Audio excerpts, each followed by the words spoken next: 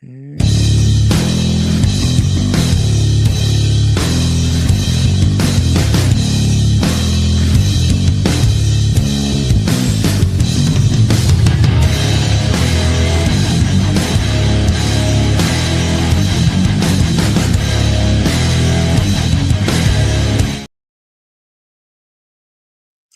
morning. Happy Wednesday. Welcome to Pitch Strike Chronicles. I'm Uncle Tats here with Luca. Donald is vacationing in Spain, that lucky son of a bitch.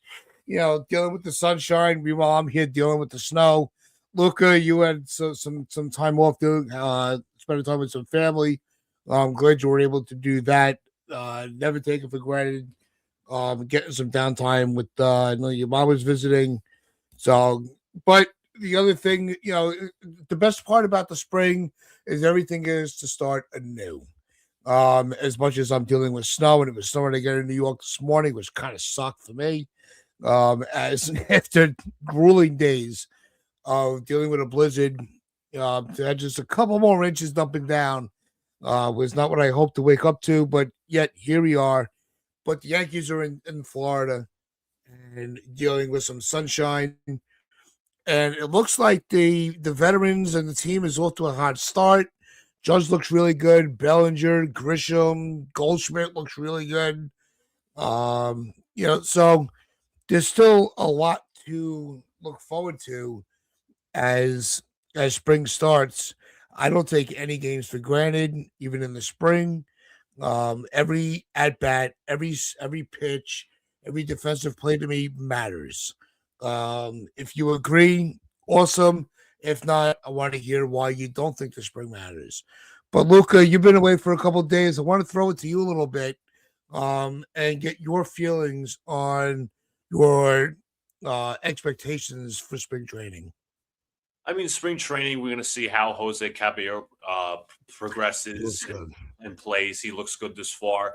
I saw that the Yankees, I think it was per John Heyman, I could be wrong, that if Caballero continues to play well, Volpe will rehab down in AAA. Now, obviously, he's or at least be down in AAA. I could be wrong about that. Obviously, he's rehabbing from that injury, from the shoulder injury. But before I make any other Yankee points, I want to put this in our chat. If this goes to our chat, Alex, obviously my brother, my twin brother, and friend of the channel, has posted. He did a news story, what we call a sweeps piece in the news business. Now, this is a piece with spring training coming along that talks about youth pitchers chasing speed and the rise and surge in elbow surgeries. We talk about in baseball how a lot of pitchers nowadays are throwing high velocity. We talk about spin rate, grip, all these different things. And Alex got to sit down with a doctor, I guess you could call it an orthopedist, about the reconstruction surgery, Tommy John. He also got to speak to a former Yankee. Yes, he only played one game for the Yankees. He closed games for the Seattle Mariners back in 2011, David Aardsma, who I've had a baseball card for over 10 years plus. So Alex got to sit down with the doctor. He got to sit down with David Aardsma, and they talked about the rise of injuries in baseball, most notably with the arms and the forearms. He brought up in our recreational show today that Garrett Cole was notably one of those pitchers who got those recent surgeries. Tommy John, obviously last year. Usually in spring training, you're seeing pitchers come in with arm soreness, of all these different things. We're going into now kids have to do advanced stretches, stretch out those arms. It's not what it used to be, because high school coaches, college coaches, and minor leagues and major league coaches are expecting high velocity. Now it's more about spin rate and all these different things. And if anybody knows out there, your arm is not supposed to bend this much for so long. And Alex brought up he might have brought up in the article, he brought up in the show that, kids nowadays are limited to a pitch count. They are limited to innings. Major League Baseball pitchers are also limited nowadays. You don't see pitchers throwing many complete games anymore. You don't see them throwing complete game shutouts. Sometimes with no-hitters, you don't see them completing their no-hitters. So it's all about velocity, as I said, all about spin rate and all these little analytical things, but it is to the detriment of pitchers and their long-term health. Now you're seeing kids, possibly high school, possibly college, getting Tommy John surgeries a lot earlier. And you saw it with Nathan Eovaldi. I don't know if it was a thing with Noah Syndergaard. You're seeing baseball major league pitchers get it more than once in their career. Yeah, to stay on that, we'll put spring training on the back burner for the time being as we get into this discussion here. Because something that I've always said, I'm like, the scouts now, and I wish I would have seen this beforehand to get a little more depth to it. But I'm sure you could very well, and your brother does an amazing job. So shout out to Alex for the work that he's doing. Always appreciate him. You're his brother, but I love him like a brother. Yeah. One of the things that I've always argued when it comes to scouting and pitcher development, even player development, but specifically to the pitchers, they're more focused on the velocity than the craft. And you may not be able to hit the corners or paint the corners, as the saying is. It's, can you hit 100? And a lot of these kids are trying so hard to reach that 3-digit mark that they're blowing their arms out a lot sooner, rather than just they're being throwers, not pitchers. Right. I think pitchers are supposed to be creative. I mean, I'm as I said many times in this podcast, I'm a little bit more old school. I understand the need to go up to 100, but also it's about changing speeds. You're not always going to throw 100 all the time. Now, obviously, pitchers have also, you want to have secondary pitches. You want to go 85. You want to go maybe in the high 80s, throw a curveball, sinker, whatever. It's all about mixing and changing speeds, where high velocity fastball is not always going to get you where you want to be. Sure, it's everybody's number one pitch nowadays. Now, there are some exceptions to that rule, Clay Holmes being one of them. But at the same time, you want to have as many pitches as possible, but you also don't want that fast. I mean, you do want the fastball for the performance results, topping at 100 miles an hour. But also, it's about kids younger, even in high school, getting into the gym more, doing arm workouts, all these different things. But at the end of the day, you want to have a variance of pitches and speeds where you're not constantly throwing your arm out, where you need to have surgery, where you need to have ice, where you need to have limit on innings. Because I know kids obviously want to pitch out there. They have scouts coming in. They want to prove themselves, all that. But it's just different how the way baseball has gone in general. It's obviously more analytical. It's obviously more towards triple digits throwing. You're not going to find maybe Nestor Cortez is one of the anomalies. I don't know if he signed with the team or not. Finesse pitchers. You're rarely going to find the finesse pitcher anymore. Everybody else is about high speed today.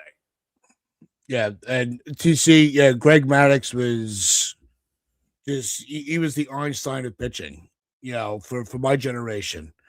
But because one of the things I would like, there were two players that come to mind when you talk about the velocity and really able to hone their craft, where they had that velocity but didn't need to dial it up, as they say, every single pitch. And we saw it with Justin Verlander.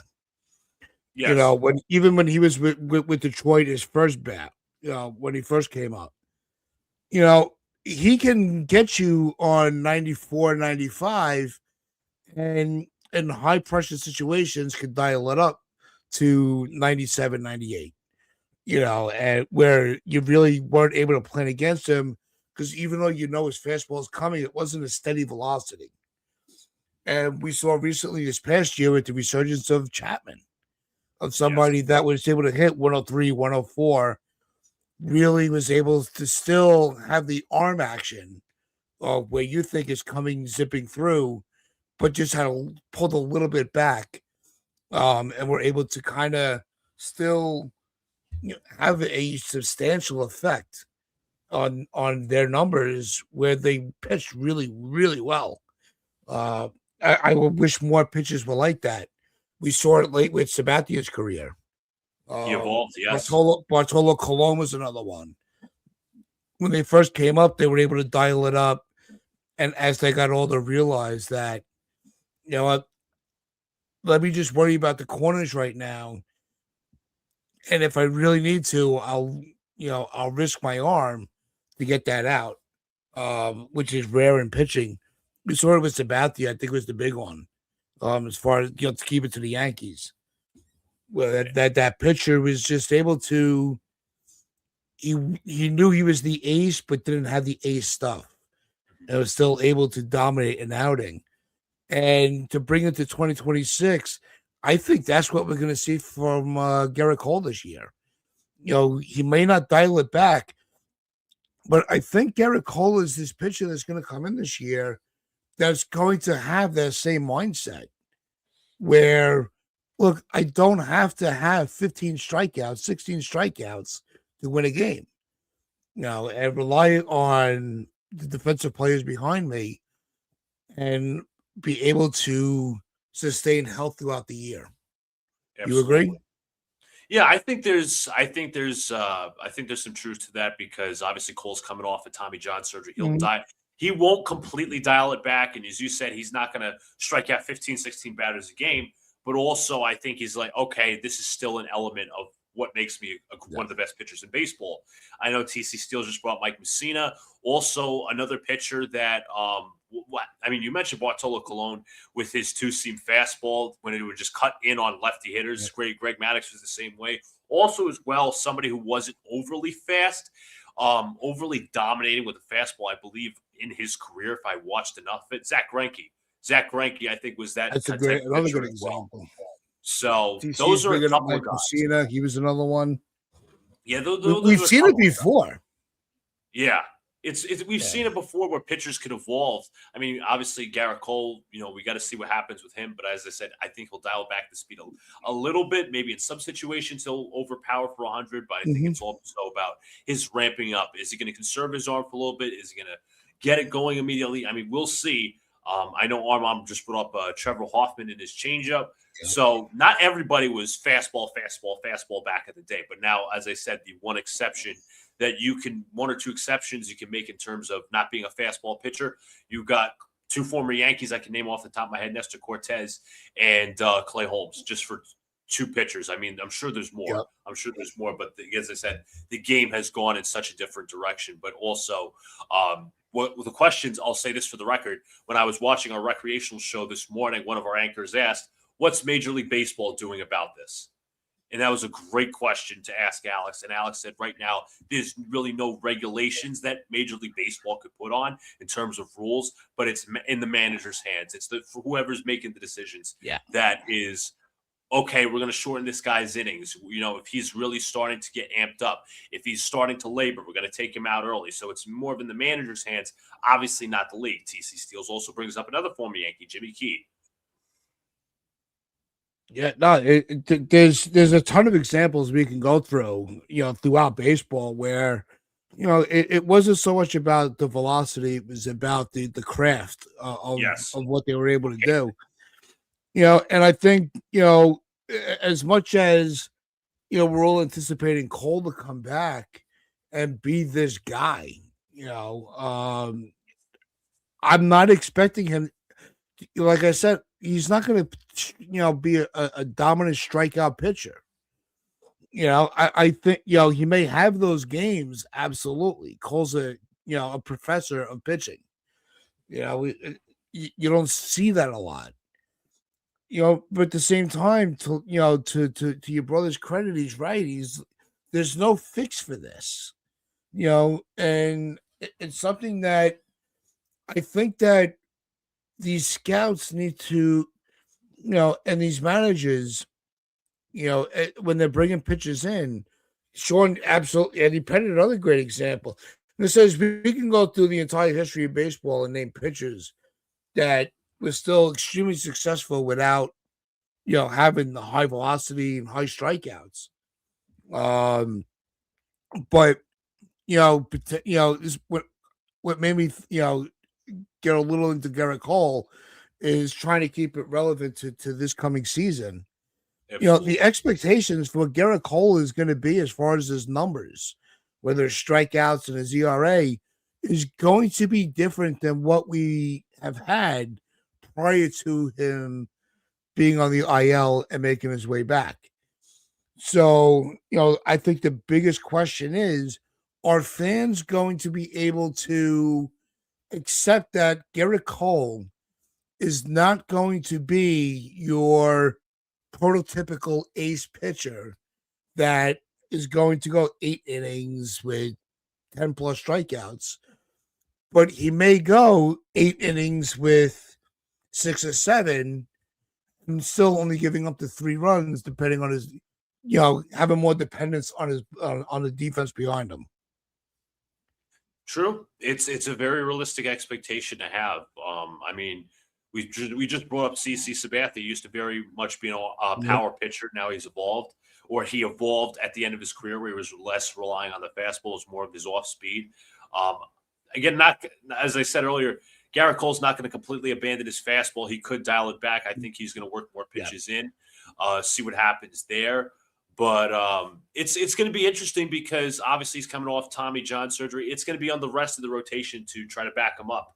And obviously, veterans ready to back up Cashman's off-season decisions is the name of this episode. Obviously, from a pitching standpoint, but also a hitting standpoint, we'll obviously get into that. But it's also what do we have in the rest of the pitching, the starting pitching? We have a lot of starting pitching. We have a lot of guys vying for spots. I mean, Rodon's coming back from injury. You have Luis Heel, obviously. You have Clark Schmidt. You have Will Warren, who I believe pitched yesterday. So you have a lot of arms in the Yankee starting rotation or projected. So here's another one. Ryan Weathers is expected to start tonight for the Yankees against the Washington Nationals 6:35 game.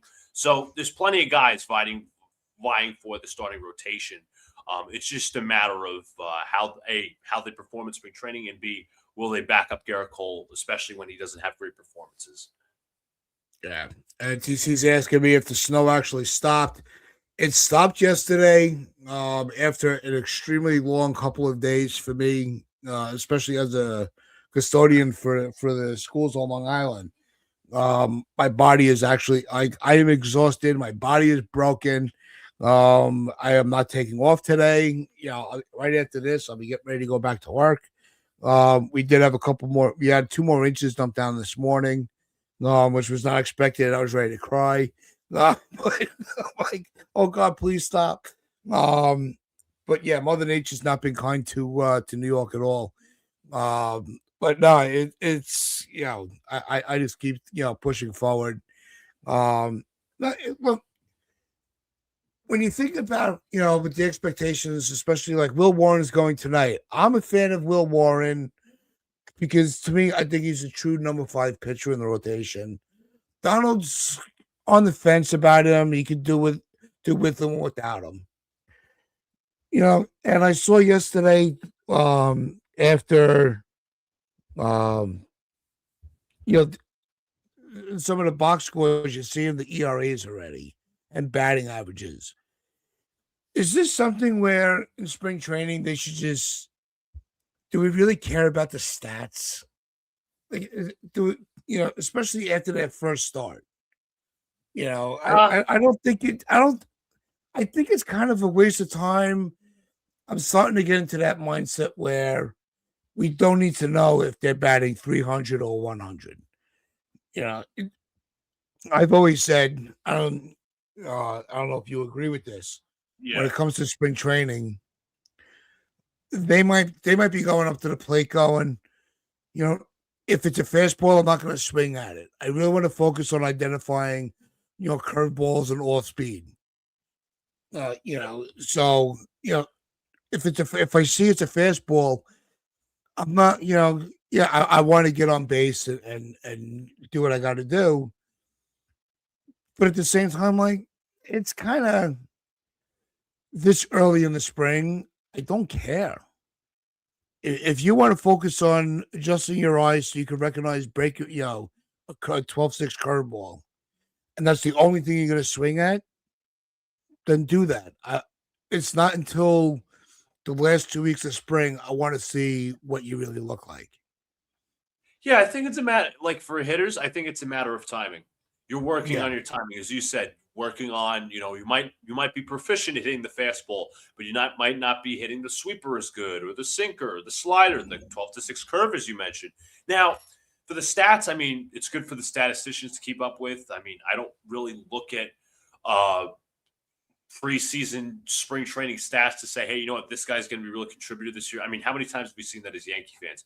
Franchi Cordero, Greg Bird had that one spring training where he hit like 7 or 9 home runs. And it was like many, many years back, didn't really contribute. So obviously everything you in spring training, you take with a grain of salt, because obviously, as I mentioned, Franchi Cordero, Greg Bird, greatest examples of, wow, this guy. Here's another one. Kyle Higashioka hit many home runs. Tyler Wade. Tyler Wade always was his best in the spring. Exactly. Just proving. It was always. I always called him a spring training MVP. Spring training MVP. Very much so. Very much so. And this is like for me, the pivotal, like spring training matters because the pivotal time is for players trying to get roster spots. Like if you're a Spencer Jones, this time is pivotal for you. It's Jason Dominguez, this time is pivotal for you. For Judge, not so much. You're obviously just working on your timing, working on your fielding. It's basically an elongated practice.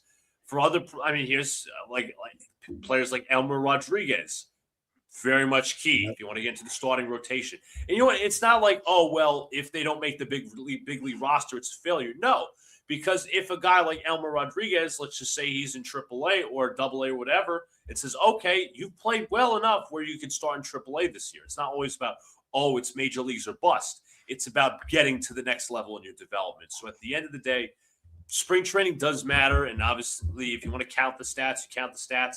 You find out at the end of spring training to see what you got. But also as well, it's more pivotal, I'd say, for players vying for position battles, especially whether it's the Yankees with some of the starting rotation, see what you got there. The back end of the bullpen, I think, needs some insurance. And the hitting overall, see what players you got there just in terms of coming off the bench. I mean, Vivas was a big name for the Yankees. Like last year, you really didn't see him too much, so he's going to have to prove himself. Max Schumann, Ahmed Rosario, good signing off the bench. So at the end of the day, you're looking at position battles. You're not really looking at statistics. I mean, yes, the statistics do help you when looking at certain players, but at the end of the day, right now, with how many games in, we're not really looking at statistics and saying, you know what, this guy is not going to make the roster because so-and-so, because it's only such a sample size. Yeah, I think what I'm looking at right now is, the consistency of delivery for the pitchers, what the mechanics are like. They may get hit around, but rather than, all right, he gave up 3 runs, were his mechanics consistent? Was he rattled? Is the big moment, look, we're only talking about the first handful of games of spring training, so it's not like we're 2 weeks in where we're like, this guy's really starting to concern me that, he's just not able to regain the strike zone after giving up a hit. I'm not worried about that yet. Right now, I'm looking for the consistency on the mound with their delivery, their mechanics, their patience at the plate for the hitters. Defensively, are they making the adjustments to prevent runs from coming in? Are they seeing the ball? The outfielders, are they seeing the ball off the bat? Those are the things I'm looking at the first 2 weeks. And even though, like I said, we're only talking about a handful of games, I'm getting the impression that these guys came to camp ready to go. And we saw that, over the last couple of games, Bellinger, driving in runs, patience at the plate. Guys like Judge, Goldschmidt looks really good. So he came to camp even as a late signing, with Bellinger. They're ready to play. So you could tell they still were doing their work in the offseason while waiting for the team to bring them in. Like, to me, that has a lot of value to me. I don't know if you agree with that. Well, I think that's in any sport where I think, players work out in the off season. They don't just chillax, but you obviously see, okay, this player practicing the right way. You find that out during spring training. Okay, is he hitting the ball on the right angle? is like said pitcher. All right, is he working on, I don't know, like his Mhm. fastball? Has his fastball gotten better? Has his curveball gotten enough arm angle, spin rate where it's like, okay, now it's more devastating to hitters? So you look at all these different things, and yes, players do train in the off season. You see that, but as much as it's a sample size, as much as you could say, okay, you can't criticize a said player this early for struggling, whether it's pitching or hitting. It goes the same way if like a player is playing really hot. Like, hey, you could say, Yeah. okay, this guy, based on the numbers and performances, played really well this far. Let's see how the rest of the spring plays out. So you got to have an even keeled approach to spring training. It's not the end of the world. Only a handful of games being played here, folks. Yeah, and to play into the title of the show a little bit, we're trying to where they can justify Cashman's decisions in the off season. I think that's what's really you're seeing. This early on, these players look. They wanted to come back to the Yankees, and they're going right from the get go. They're going to put their best forward to say, "All right, Yankees front office, you did not make the wrong decision running it back and keeping all of us." And I think I saw that a lot more yesterday with Goldschmidt's at bats. I think he put some really good at bats together. With Bellinger, Grisham, you know, those are the three guys. Those are kind of, I call them three amigos right now. Of those players that were on the fence, depending on what end of the fan base you're on, of bringing them back. I think those are the ones that are going to be the most under the spotlight. And so far, they've proven that Cashman may be onto something. I mean, there's still a long way to go. Indeed, still a long way to go. As you said, three amigos, three most pivotal signings of the offseason. I mean, Grisham was more of picking up the qualifying offer. You have Cody Bellinger obviously signed to a 5-year deal, and you have Paul Goldschmidt, who was re-signed for a small deal to be a platoon bat off the bench as long as Ben Rice is playing first. I mean, in an ideal world, Ben Rice is playing catch, but regardless, we got to deal with the circumstances here. Goldschmidt is going to be a platoon bat against left-handed pitchers. But the thing was, last year he was really hot to start against left-handed pitchers, and then it sunk towards after the All-Star break, where you saw those numbers really drop. So at the end of the day, and Goldschmidt's also a good defensive replacement. So at the end of the day, you're not looking for Goldschmidt to he's going to pop 20 or this, that, and the third. You're looking for him to be a solid bat off the bench and also come in for defense. Let's just say it's a late game situation. They put Ben Rice a catcher and they move Goldschmidt off the bench to first. That's a scenario. The scenario against left-handed pitching. You're going to put in Ben Rice. You're going to leave Ben Rice in, and you're also going to leave Paul Goldschmidt in at the same time. So you got to think of those things. I mean, Grisham obviously is going to be one of our starting outfielders, and same goes for Bellinger. So they have high expectations of their own. Grisham to justify that salary and the qualifying offer, and Bellinger to justify his contract. So there's a lot. There's a lot of games to be played. A long way till October. Yeah, and I did not have you be the first one yawning on my bingo card during the show. No, look, like guys with great, with Goldschmidt, and my concern for him going through the whole off season was what's going to be his, how they're going to be able to control his stamina through 162.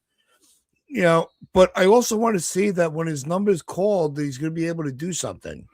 Right. And, that's why I was like, I thought his approach to the plate was, reassuring. That could definitely change in the next week.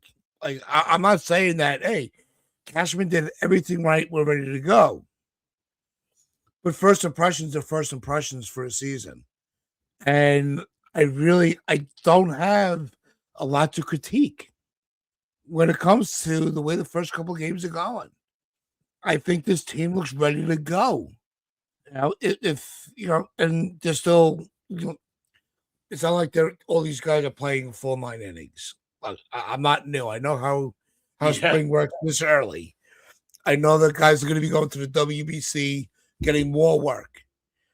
But just going by what my eyes are saying, I've never very little to complain about. Yeah, you can only go based off what you've seen. But I want to bring up something interesting. Sean, I believe, put Sean Browning put this up in the chat. I don't think maybe you guys have discussed this when Donald was here last week. Maybe you guys have not, because I know Jazz. This was reported, and Jazz Chisholm, said this. Let's see if I can pull it up. So essentially, Jazz Chisholm said that he wanted to have like a 30-30 type season. Obviously, we know this is the last year, I believe, of his contract. Yep. How do you feel like? Does that seem out of touch? Well, I don't know if I'll put it to you this way. I don't know if he said 30-30 season in specifics, but he said something along those lines where he's going to have like a great season, whatever. But like, does a 30-30 season, I'll try to look up his comments. Does a 30-30 season seem realistic for him? Oh, I absolutely think so. I think he has that. I think he's got the swing for Yankee Stadium where he can get to 30 home runs again. And his speed on the bases, yeah. I think a 30-30 season, he definitely could do that. What it's going to mean for him going into free agency, we're a long ways away from that discussion. I'm bringing it up, but I don't want to talk about it. Yeah. But we've all seen what players can do when they have that mindset of that contract year. Right? We just saw it with Grisham. Where he was able to unlock something knowing that, look, I got to get paid. And they have that extra pressure. Some players rise to it, some players don't. We're going to see. When it pertains specifically to Jazz Chisholm. I'm a big fan of Jazz Chisholm. I think he's great for the team. I like his attitude. Can he pick and choose when he runs his mouth? Absolutely. But Jazz is a good ball player. Well, without a doubt, and to my correction, I was going to say Sean Browning did say 50-50. I did look that up. Just wanted to make sure. He did actually have a 30-30 season last year with injuries and all. But 50-50, that's like Ronald Acuna type numbers. He's really got to have an elite season. Yeah, I don't see that happening either. Can he have a 30-50, 30 home runs with 50 stolen bases? Absolutely. He's not a – see, when they make comments like that, and I'll let you finish what you're going to say in a second. Sure. That makes me nervous that they're going to over-accelerate the he's going to push himself where it's going to become a negative. That's my concern with the 50-50 remark. Yeah, don't push yourself. Just be yourself. Absolutely. That's understandable. He obviously wants to shoot for the high. He wants to shoot for a high contract, all these different things, long-term deal. I mean, we've said it how many times that he's got the talent. It's never been about the talent. You could argue that he's underachieved in some parts, but also at the end of the day, if he talked less, that wouldn't be an issue. But I fully believe that he was once the MLB The Show cover athlete. But at the end of the day, regardless of that, Chisholm is a talented ball player. I'm not his biggest fan, but at the end of the day, he has superstar potential. I don't think he's even hit it yet. He can run the bases. He got speed. Yeah. He's a bat for power. Problem is that he's a good fielder as well. He can play center field. He's second base, obviously, for the Yankees, but also at the same time, Jazz strikes out way too many times. The swing needs to be adjusted. It's way too uppercut. But you obviously, if he was more of a speed guy where you're hitting 30 home runs and 50 stolen bases, you could argue you putting him at the top of the lineup where he could be your leadoff hitter. And the Yankees really don't have a leadoff hitter. I remember the last times I was on here, we were discussing that. Who was the Yankee leadoff hitter? Jazz Chisholm does not seem to be that guy right now. But 50-50 season, I'd be very, very stunned if he's going to have a season like that. 40-40, it's a little more possible, but at the end of the day, that's more realistic. A little more realistic, yeah. Look, like I said, I'm not looking for, if I was going to really put an expectation on Jazz of what I want to see, if he reached 30-30 again, I'm good. I don't need him to I don't need him to push himself to be a 40-40, 50-50 guy. We don't, the Yankees don't need that. The Yankees need consistency. If you're able to get close to you, same thing with Trent. If you're able to get close to last year, I'll take it. I'm not looking for miracles. You're absolutely right. I'm looking for consistency. Right. Because God forbid, I don't want you coming into the season with a pipe dream. For sure, I agree. Because if Jazz Chisholm over exhilarates, and let's just say he has a really down year, then that's going to sink his market value. And again, he's going to be an attractive free agent next winter. Obviously, we don't even know if that's going to happen. So on and so forth. But at the end of the day, we just want, as you said, Tass, absolutely right.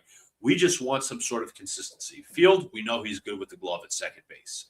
On base percentage, here's an interesting stat here from Healing Men's Hearts. It's exactly 316. It could be better. It could absolutely be better than 316.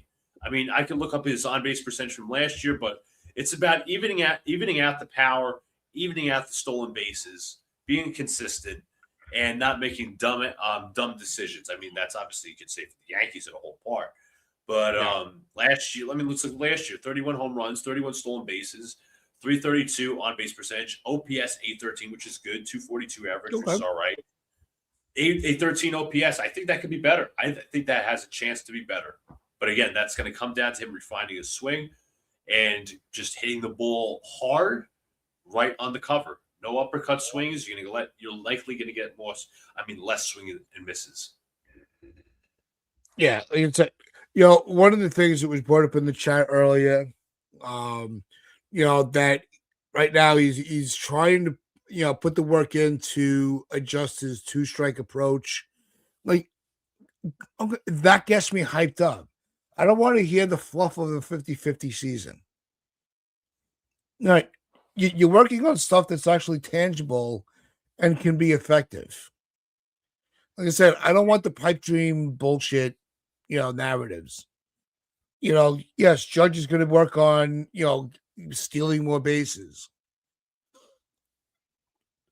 It sounds good. It's a great headline, and I don't put anything past Judge. Whatever he wants to do, if he puts his mind to it, he can do it. But don't push yourself to be a player that you're not. Exactly. If you're not a speed guy, you're not a speed guy. If you're not a power hitter, you're not a power hitter. No, don't force yourself to be something that you're not because you want to win over a fan base or you want to make an extra $5 million a year in your free agency. Just stay true to who you are. That's all we're asking for. We don't need the fluff. Absolutely. Could not agree more. FJ, great comment, says, if Jazz puts the ball in play more, his on-base percentage will increase with the speed. Could not agree more. Yeah. Izzy says, what's up, Izzy? I need Jazz to be willing to make the correct play at the correct time. Is he willing to make the sacrifice to be a champion? Or does he simply want to be a perennial all-star? And so far, it has been the latter. I must say as well, we didn't even bring this up. He's got to play better in the playoffs. Too many bad performances. I know he had I think it was Austin Wells, I believe, had the double last year against the Red Sox that won Game 2 in the wild card where Jazz Chisholm scored. He obviously had the key walk, and I think he also had a home run in the postseason. Might have been one against the Jays or one against the Red Sox, not sure, but we need better performances from Jazz Chisholm. I think that'll also, in terms of postseason better performances, I think that'll only bring up his market value and he'll help him earn a long-term contract once again. I said he has the potential to be a great player, but the problem is the strikeouts, the head case stuff, all that. But at the end of the day, on the field, you've got to stop that. Absolutely. And that one's for Donald. Yes, that was for Donald. No more yawning on the field. The two strike approach. I mean, if it's it can't be just a spring training thing. If it goes into the regular season, then it's like, okay, cool. You've worked on something. I like to see the Yankee lineup as a whole get a two-strike approach and say, you know what? Let's go to the opposite field. Let's tighten our grip up on the bat. Let's choke up a little bit. I mean, that's the basic mechanics of baseball. That goes like that's not even close to the numbers. That's just something I was taught. But at the end of the day, get a 2-strike approach, make more contact, and then you could obviously once you make more contact with 2 strikes, you could get tips obviously how to make better contact and so on and so forth. So I do like that he's trying to remodel his 2-strike approach. It's just a matter of is it going to pan out in the regular season? Yeah.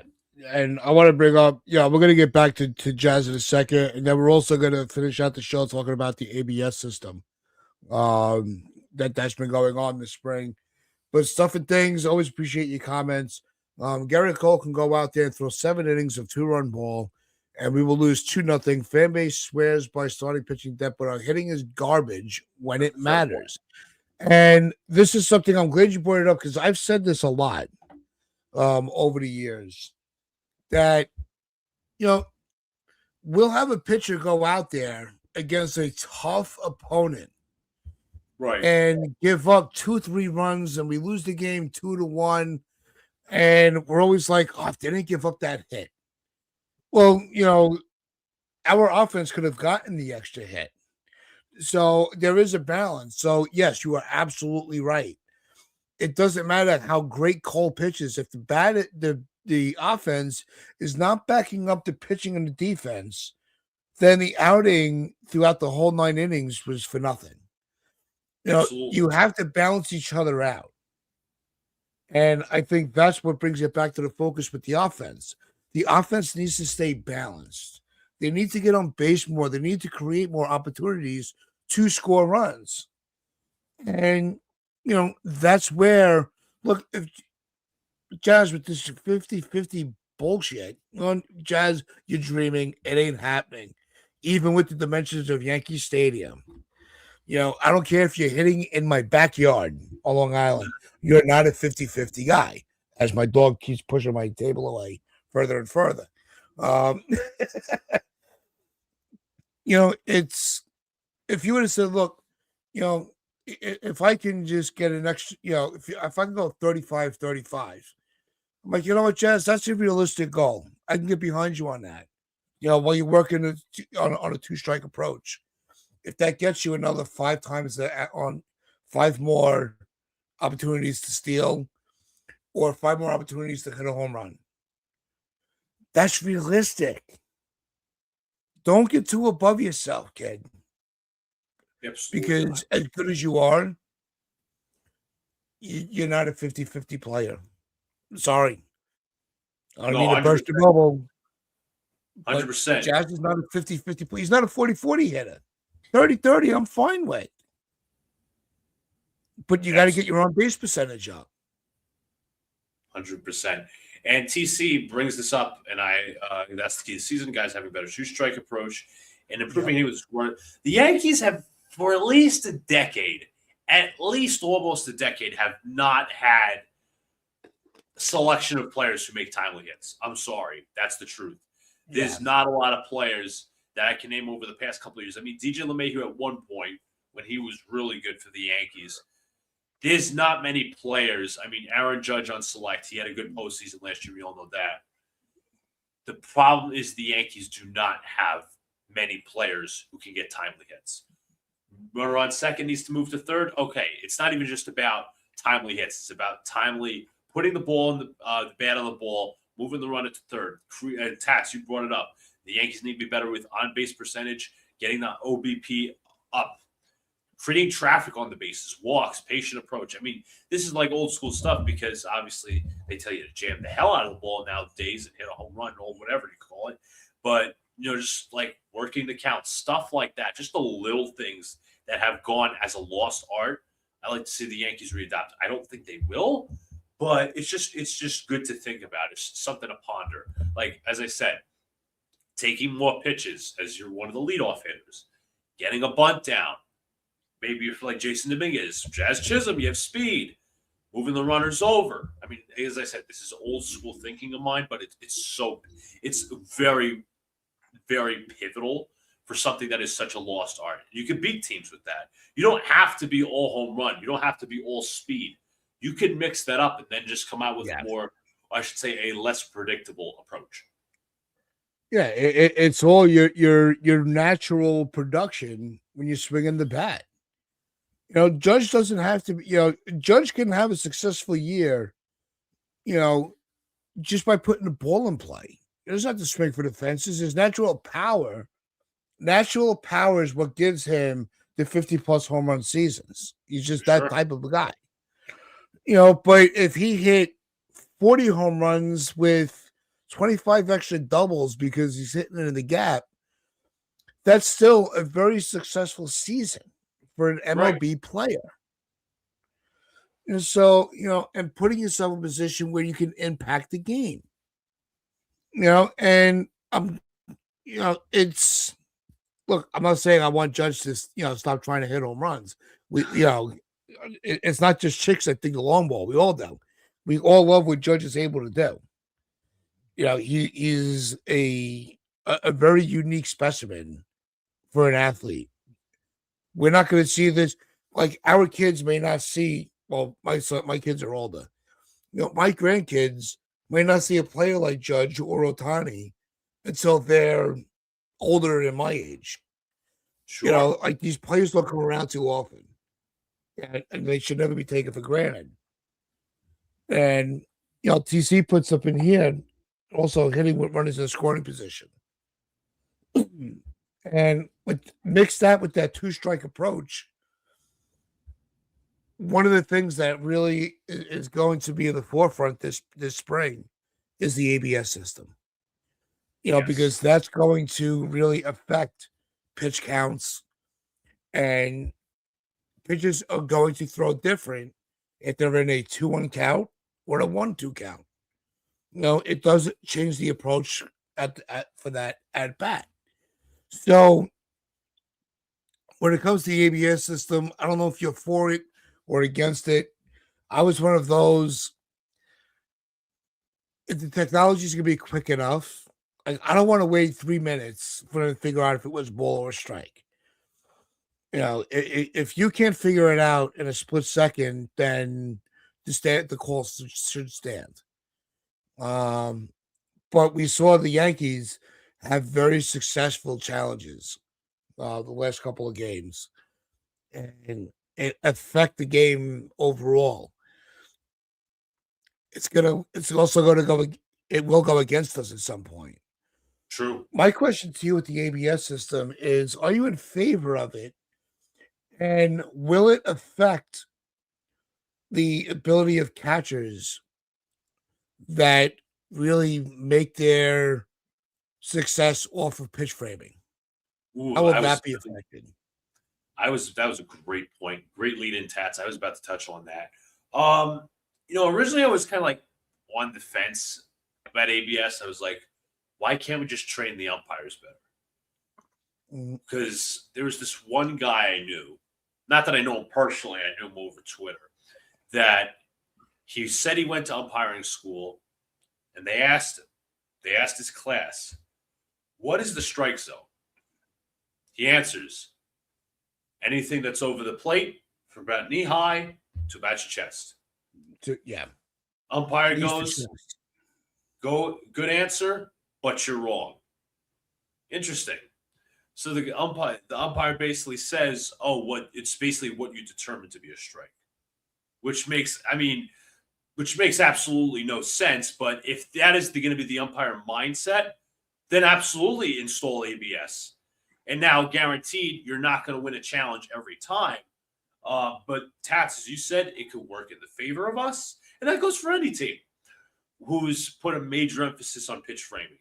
Austin Wells, Ben Rice, with our catchers, so forth. It's going to take a little bit away from pitch framing because, you'll see like pitches. Think about it. Aaron Judge, right? One of the tallest guys in baseball. The low strike always pissed us off as fans for how many years? Pitches that would be at his shins would be called strikes. Like Aaron Boone will always yell, this dude's 6'7". That's not going to happen anymore as long as the Yankees have challenges. All I got to do is this. It's going to take away from pitch framing. And there is an art to pitch framing. You obviously have to make as less movement as possible with the glove, angling it the right way, all these different things. Not that I've played catcher, I haven't. But I think it does take away a little bit from the pitch framing aspect because everything's electronic.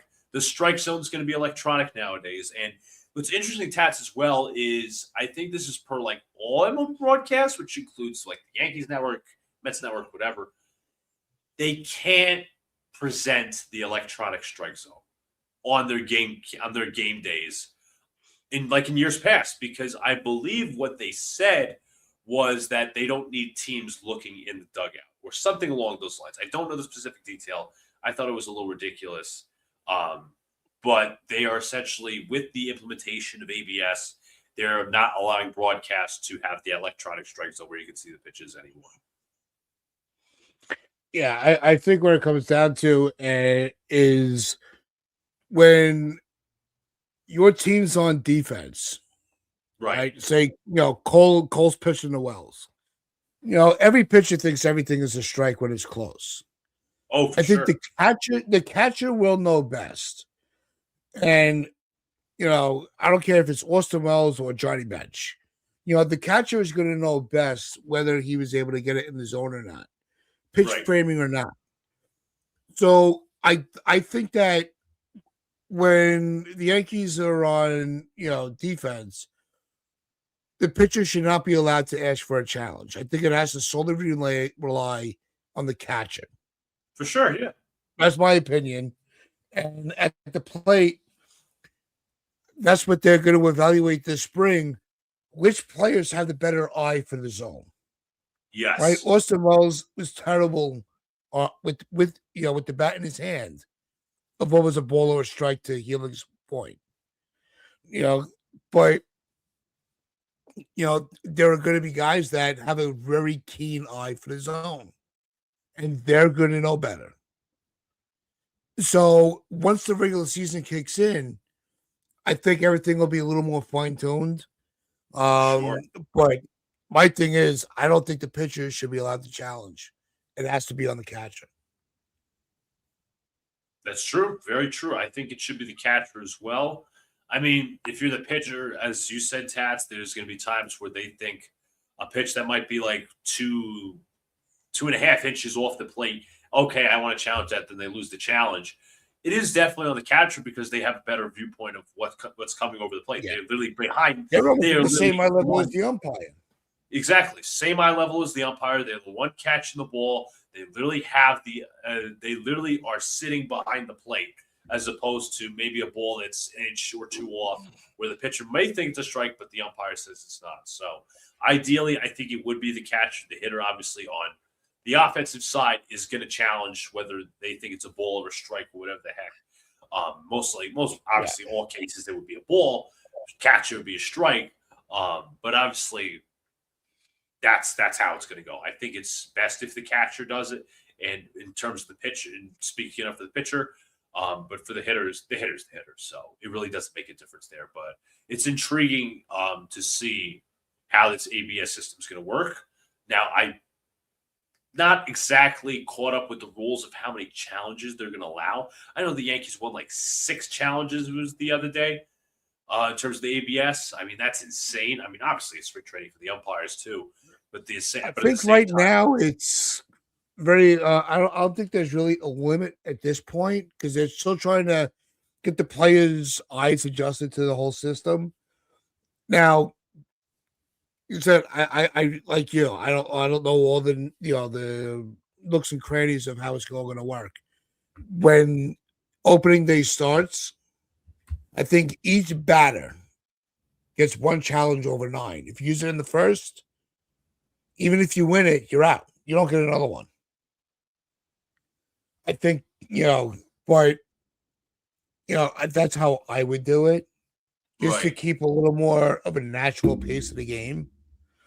And I think the catcher gets 1 per inning. So even if you win it, you get 1 per inning. So you better be careful when you use it. Well, here's the thing. I just looked up the rules. It is 2 per game. It is 2 per game. You can obviously win. If you win the challenge, Norman says that you do start the game with 2 challenges apiece. If you do win, thanks, Norman, you obviously win another challenge. That's the same thing for challenging a replay of like a first base call or whatever. You obviously been through this for the past 10 years plus. But in the case of ABS, 2 challenges apiece. You lose, and you're obviously out of challenges. But if it's you win another one. So you have to be very careful. Okay. You have to be very, very careful about what you challenge. Yeah, because one thing I do remember Boone saying, it was early, it was in the middle of the offseason. They asked him some random question about the ABS system. And he was going to use the spring, games to determine who he had trust in to call it. And as much as we bash Boone, I got to say, that's a great way to look at it. Because you don't want to be wasting these, you don't want to waste a challenge, especially, with Armin saying, that you only get 2 a game. You better be sure that who you're allowing to use it uses it. I think Judge is an automatic. He gets one. But you really better be careful of who you allow to use that other one. Yeah, absolutely. Absolutely. Armin says if a game goes into extra innings, any team that starts the extra inning out of challenges will get 1 for the 10th. If they exhaust that challenge, they will then get another. So, in extra innings, they get 1 per inning? Is that how I'm reading that? If they exhaust that challenge, then they will get another for the 11th and so on. So basically, I think if they win it, if they win that challenge, then it goes to, okay, then you have another one for the 11th and 12th. As long as I'm reading that right on. That's how the rules go. He's really reading it off. I have. As much as I like the ABS system and it keeps everybody, focused and engaged in the game and not wanting to make sure everything is right, especially on the umpire's end. You don't want to completely take the human element away from it. That's true. Very true. So, but even as me as the old man on the lawn, type of guy when it came to the rules with baseball, technology is evolving. There's no denying it. And there's no point in running from it. So you may say, this sucks. It's put more pressure on the umpires. Or if they don't have to try so hard because the play is going to correct them, so what? Stop. It's going to help the game. And that's all we care about. Preserving the game for the next generation and making sure that they have something that they're going to want to engage in. I think they're on the right track with this. Yeah, I think it's like Michael Kay always said all the time, you add a job with the ABS system because you have somebody controlling it behind the scenes. It's like the in the postseason sometimes where they have their usual lineup of umpires. They have 6 umpires, but then they have 7 for the sake of somebody being in the replay booth, an umpire being in the replay booth. You would have, I guess, an umpire in the ABS booth and saying, okay, this may look like a strike, but it's actually a ball. So now that you're going to have somebody help you out, it's great for the game. It's just a different version of replay. Yeah, it's all it is. It's all it is. But as long as it doesn't take forever, I don't. They have to. It's got to be quick. I bring that up. I'll ask you real quick while we're in this topic. We'll close it out with this one. When it comes to instant replay, it's supposed to be instant. It's in the name. Yeah. It's not replay until we figure it out. It's instant replay. Should they put a clock on a replay of how long they have to review it before the call stands? It's interesting. They have instant replay in other sports. They got basketball in case you got to want to review a foul or anything like that. They got football, hockey, reviewing penalties. I don't know about soccer, but regardless of the point. But you're between rock and a hard place, right? Because this new generation of fans, you want to speed up the game. The attention span is like this much now. But you also want to show fans that the umpiring is somewhat competent. You could get the right call. So you're between rock and a hard place. Now, obviously, it depends on how close the call is. If it's like a first base call and like the margin is like half a step, Do you go, okay, if you go over three, you can't go over 3.5 minutes, then you got to make a judgment call. But what if there's a possibility to say, okay, this runner had the slightest of margins of beating the throw, where to the point it's like, okay, they were rushed for time, where they didn't take that extra look. It's like, okay, the runner's out when the runner really should have been safe. So it's, as I said, it's between rock and a hard place. You want to get the right call, but you also don't want to take up forever to do so. So as you said, it's literally in the name, instant replay. But I would consider for some calls, not all. See, the way I would do it is like I've seen a little bit in basketball, and I'm no basketball aficionado, right? Well, you'll see like an official, an official's review. Yes. Especially near the end of the game. I think that's something that baseball can adapt to. Where, all right, we're not going to wait for somebody to call. If we think that something should be looked at, let's put our heads together and look at it. Where it's not an official challenge. I think that's something that can benefit baseball as well. But that's something like, I think in basketball, where it's only like the last 2 minutes. Yeah, I think it's. It's like, I don't know the depth of it. I just happen to see a couple games. For certain calls in basketball, they do have the earpiece where it's like, okay, we got to head to the booth or whatever. I mean, for NFL, you have the sky cam, I think they would call it, where they have like a robot, not a robot, like AI or whatever, overturn the call and say, okay, it was a completed catch at the 49-yard line. No, it was actually, he was a few yards short or whatever the heck. If Major League Baseball had something like that, I think the replay system would be a lot quicker, where they could have. They would make it more effective. Yeah, exactly. Where they would have earpieces in the ears. Now, obviously, you hit a baseball, it's going to be higher in the air, and you would be feared of losing the drone or breaking the drone or anything like that. But something like that, where it can make the replay a lot quicker, and you can be sure that you're getting the right call, I think is something that MLB should look into. As I said, basketball, now you could do reviews under 2 minutes, or at least they do self-reviews. For football, they do stuff from the booth. They do reviews from the booth. They also have the sky cam, drone footage, whatever you want to call it. I don't know what to do for hockey, but I think baseball should implement a similar method. Armand said umpires can request this data for immediate in-game or post-game analysis, allowing for quick adjustments. I know, like every so often they do crew chief reviews, but it's not that often. Yeah, I just want to clean it up. I don't want a 5-minute review. No. Under the hood because their toe might have been touching the bag, or the edge of his toenail was still on. Like, I don't. To me, that defeats the purpose of the instant replay.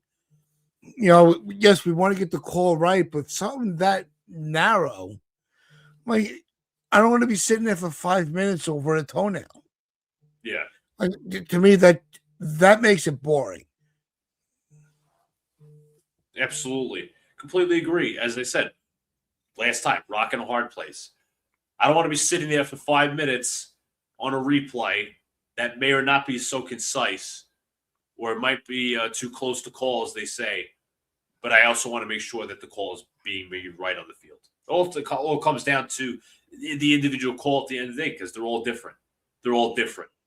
One might be half a step. One might be a toenail. One might be 2 steps. One might be, okay, he might have been off the bag by a hair or the length of his foot, whatever.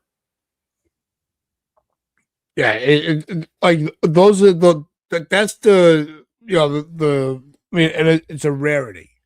A lot of these calls, it's like, all right, it's kind of obvious. We know it's cut and dry. But I don't want to sit there, like I said, I don't want to sit there for 5 minutes waiting for the do replay, because a hair's length of a the shoelace touched it. To me, I'm like, I'm like, come on, like, this is stupid. Let's just get on with the game.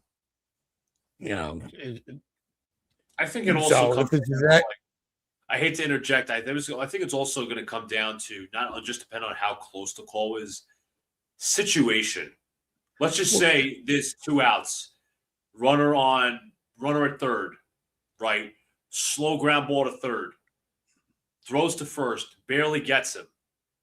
How does MLB react and say, you know what, this really could impact the game? This call, whether he's out or safe, can literally decide the game. How do we prevent such a thing from not happening? Yeah, it goes back to what you were saying. It's all situational. It could, a play like that.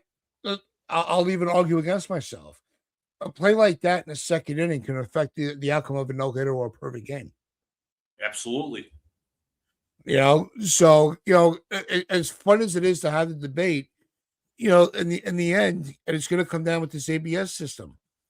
There's no right, there's no right or wrong. It's just the flow of the game. I think that MLB wants to use the technology, right, to make sure that they have the most accurate, precise game called that is still going to have questionable outcomes. Absolutely. It's never gonna be perfect. No, of course not. And I'll end it with that, and that's okay by me. It's not, baseball's not meant to be perfect. That's the beauty of the game. It's played and called by humans. And even the people behind the cameras, doing the replays, they're still human watching this.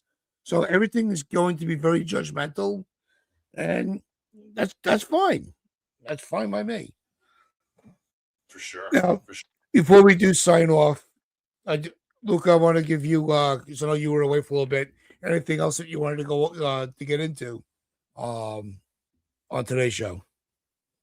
No, I think we pretty much handled everything. I mean, we talked a little about the arm injuries that Alex obviously put in his article. I also put out his tweet where they actually had his news segment where he went over his package and he actually aired his package. I'm pretty sure I put that on my on my YouTube where I said it in the chat. It just should be there. If it's not, I can always send it again. We talked about the arm injuries. We talked about Jazz Chisholm a little bit. Starting pitching a little bit as well. The Yankees will be playing 6:35 tonight with Ryan Weathers on the mound against the Nationals. And ABS system, how the Yankees have been impacted by it. Who's the right hitter to go to? As you said, Aaron Judge, perfect example. And the Yankees winning however many challenges. So ABS's impact on the game, we're going to see that get better throughout the rest of spring training. And there is one more teaser for the channel that we have not talked about. And all I'm going to say is stay tuned. There's a brand new show on the horizon. Yes. So we are looking forward to that. So make sure you stay tuned as more details emerge. But we are, as the Chronicles, we are getting set to unleash a whole new show like nothing you've never seen before, but with a very familiar face. And we'll leave the tease at that. So make sure you do hit that like button, hit that sub button, share this out with your friends, your family, the streamers on the corner. I am Uncle Taz here with Luca. Donald's enjoying himself in sunny freaking Spain as I'm freezing my ass off. But good for him. He needs the break. Appreciate every single one of you. So wear those pinstripes of pride and play on.